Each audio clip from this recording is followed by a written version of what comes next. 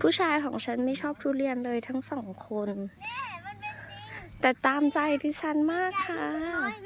ครับกินใหญ่ลูกเก่งน้อยไหนจริงด้วย มาดูเก่งน้อยไหนนี่มีแต่ทุเรียนมาดูเก่งน้อยทุเรียนโบราณแม่อันนี้กบอะไร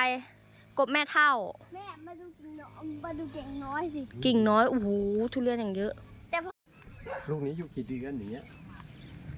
ติดได้ไม่นานเลยครับ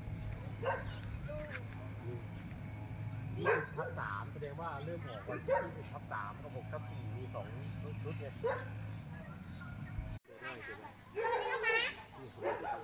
ไป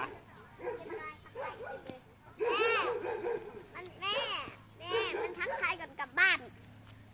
ดินไหมแม่เต็มเลยอ่ะแม่ไปดูเลยแม่มีขยักหน้าขยักมือ